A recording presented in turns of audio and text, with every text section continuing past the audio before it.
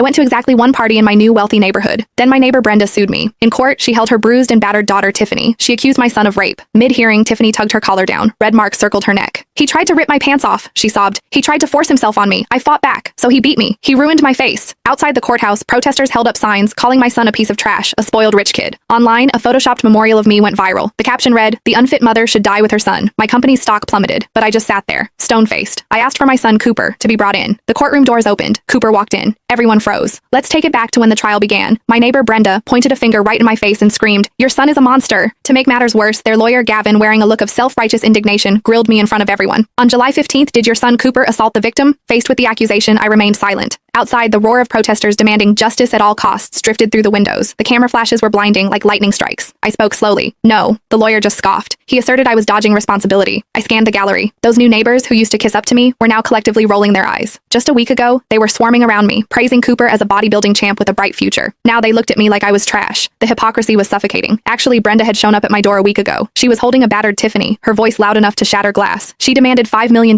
in settlement money right off the bat. She even threatened to see me in court if I didn't pay up, but I refused on the spot because I knew perfectly well that my son hadn't left the house that day. Suddenly, images of Tiffany's injuries flashed onto the courtroom's big screen. A neck brace, a cast, and scratches all over her face. Next came a grainy photo taken in the dark. In the photo, the back of a hulking man could be seen lunging at a girl on the ground. The jury gasped. The gallery erupted. Everyone was cursing, saying privileged rich kids were scum. Just then, my phone started buzzing like crazy. My company's stock price was plummeting. Expressionless, I placed my phone face down on the table. That only made the online backlash worse. The hashtag #sign Justice for Tiffany was trending off the charts. They called me cold-blooded, saying money made me think I was above everyone else. Gavin, the lawyer, looked smug, thinking he had this in the bag. Finally, Tiffany took the stand, trembling. She walked unsteadily, acting as if every step caused her immense pain. I had to admit, it was a convincing performance. She took a deep breath, eyes welling up with tears. I'll never forget those eyes. She choked out her accusation. They were filled with an animalistic rage. The tension in the room hit its peak. Just as the whole room was ready to condemn me, the courtroom doors slowly pushed open. Cooper walked in. But the moment they saw Cooper clearly, everyone froze. "He looked at me like I was prey." Her words sent the room into a frenzy again. Meanwhile, my company's stock took another 5% hit. Yet, I didn't flinch. Seeing my attitude, Tiffany completely lost it. She shot up from her seat, pointing at me hysterically. "You only care about money. Your son ruined my dream of becoming a supermodel." Then, she started describing that nightmare in detail. She claimed Cooper charged out of the shadows like a beast, reeking of alcohol and displaying superhuman strength. She said he not